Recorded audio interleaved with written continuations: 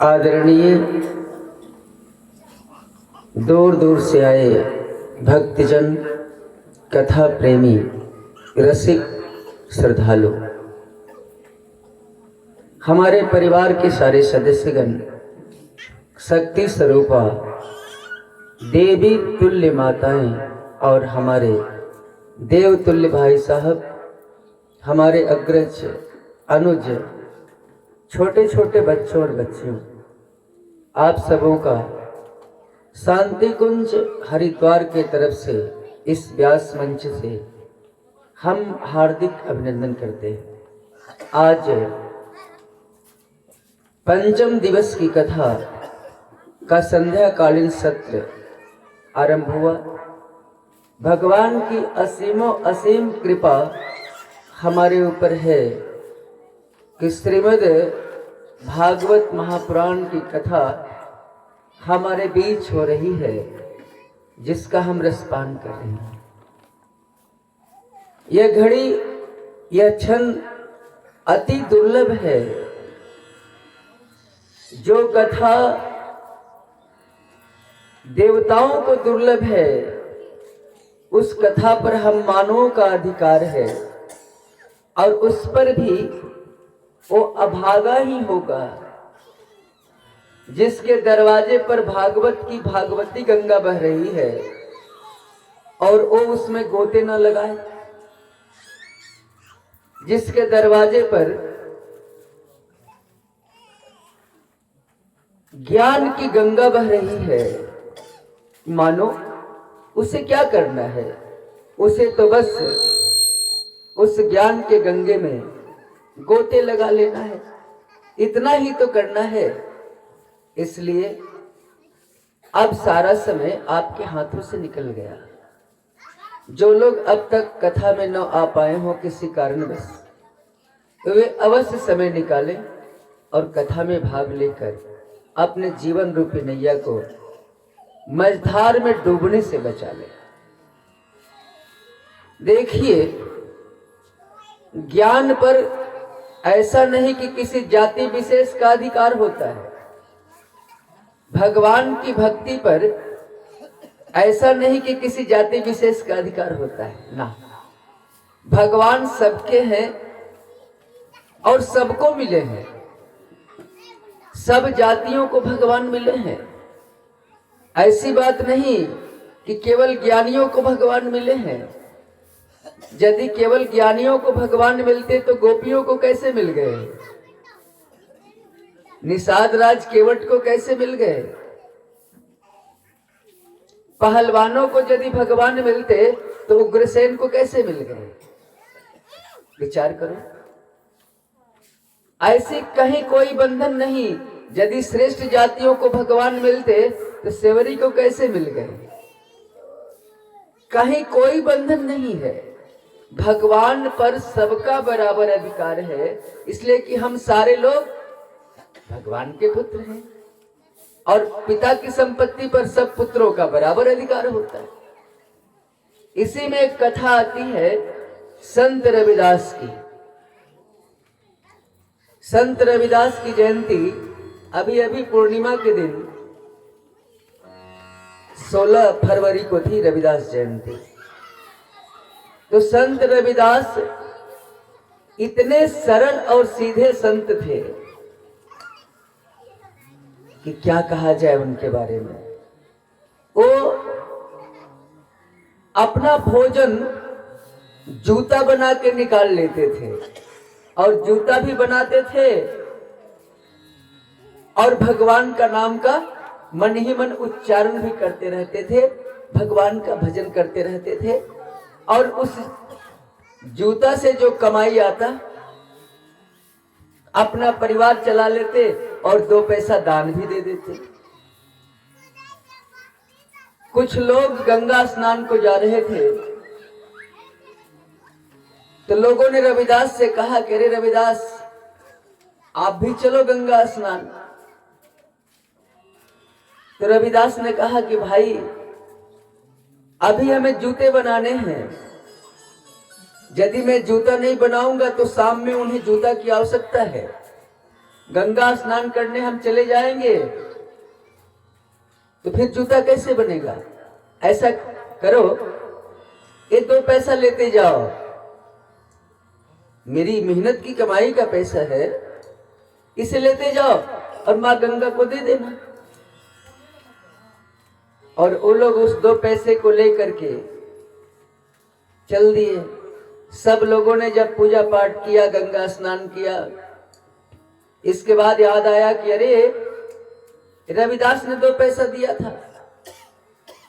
उस पैसे को निकाला और माँ गंगा से कहा कि माँ गंगा, ये रविदास का दिया हुआ 2 पैसा है, आप इसे ले लो।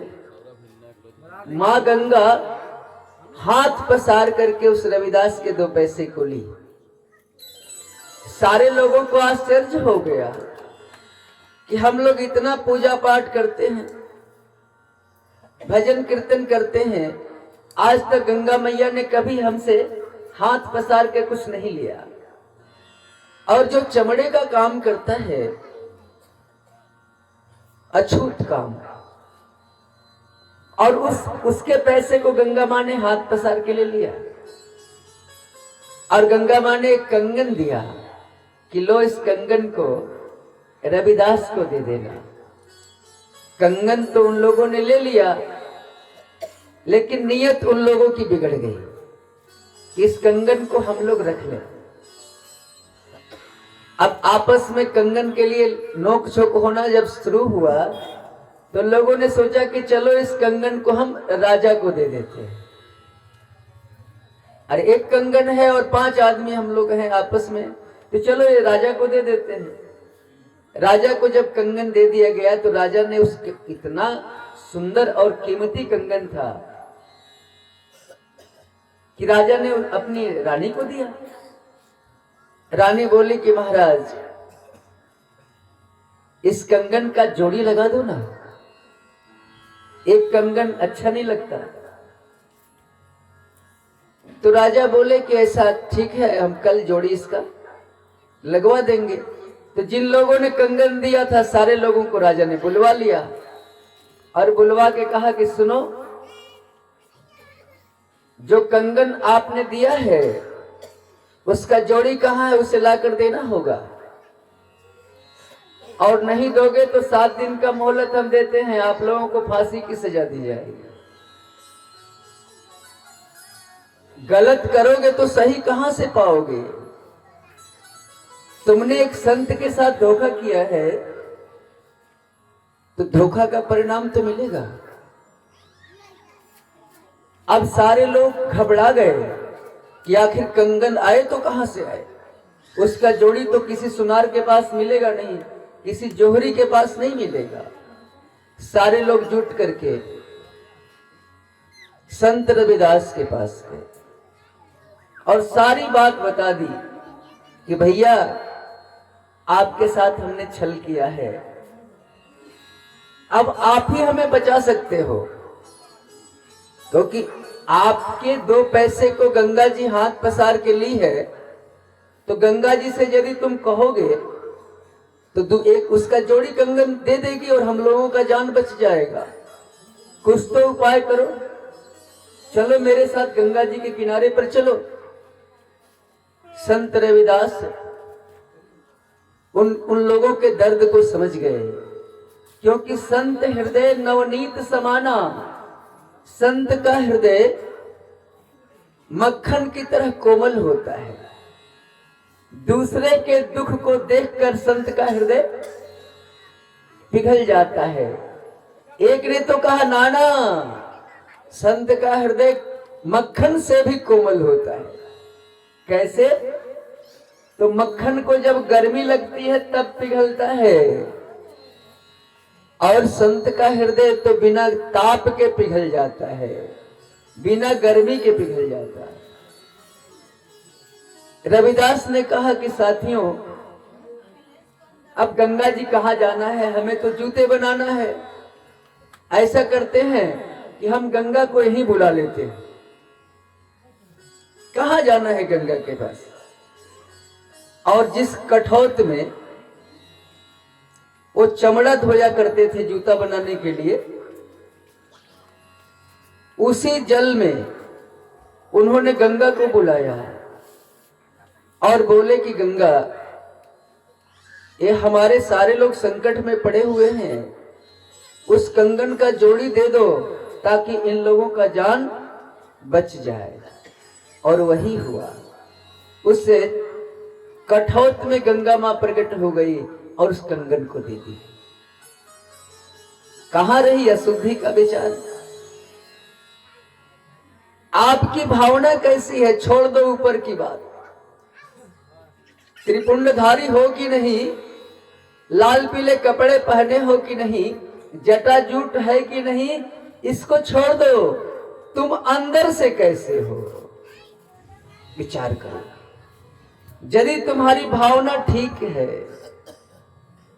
तो भगवान तेरे पास है। संत रविदास का ही कहा हुआ है कि मन चंगा तो कठौत में गंगा। अरे संत रविदास के पास तो एक बार भगवान चले गए रूप बदल के, संत का रूप लेकर के, और बोले रविदास, अरे भाई हम भूखे हैं, कुछ प्रसाद ग्रहण करेंगे। तो रविदास ने कहा कि महाराज पैसे ले लो, बगल में दुकान है, खरीद के कुछ खा लेना। हम रविदास हैं, जूते का काम करते हैं, तुम कैसे खाओगे मेरे यहां? तो संत बोले, देख रविदास, हम तो तेरे यहां ही खाएंगे, कुछ ला बना के खिला दे। तो रविदास अपनी पत्नी को बुलाए और बोले कि सुनो, घर के लिए पाई पुताई करो और बाबा को पक्की भोजन खिलाओ, पूड़ी वगैरह बना के खिलाओ। तो भगवान ने कहा, ना रविदास, हम तो तेरे यहां बहुत दिन हो गए भात और कढ़ी खाए, तुम खिला दे। और भगवान खाए। खाने के बाद जाते समय संत रविदास को एक पारस पत्थर देने लगे कि रविदास, इस पत्थर को ले, कितना जूता बनाएगा तुम? भगवान का भजन करते हो, इस पत्थर से अपनी गरीबी मिटा ले। पारस पत्थर से अपनी गरीबी मिटा ले, अच्छा घर बना ले, ठाट बाट से रह, तूने बहुत दुख काटा। तो रविदास ने कहा कि महात्मा, इसकी हमें आवश्यकता नहीं है, ये तुम अपने पास लेते जाओ। हम जितना में है मेरे लिए बहुत है, क्योंकि भगवान का दिया हुआ है। भगवान हमें देख रहा है, जितना हमारी जरूरत है उतना हमें दे देता है। हम ऊपर से क्यों लोभ लालच करें? इस पत्थर को तू लेते जा।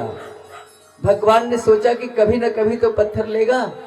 भगवान उसके झोपड़ी में कहीं रख दिए कि देख, यहां हम खोस कर रख देते हैं, जरूरत पड़ेगा तो तू ले लेना, अपना काम चला लेना। साल भर के बाद जब भगवान लौटे कि देखें इसकी क्या स्थिति है, तो देखते हैं कि वही झोपड़ी, वही जूता बना रहा है। बोले, अरे तुझे तो मैंने पारस पत्थर दिया था,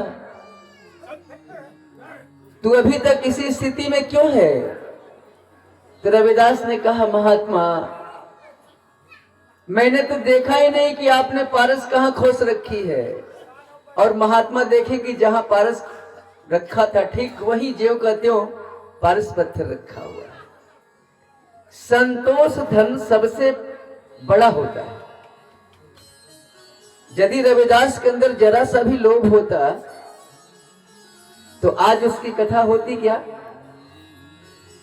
नहीं होती। संत रविदास की मैं कथा कहने लगूं तो 2-4 घंटे लग जाएंगे, लेकिन हमें तो भागवत आपको सुनानी है।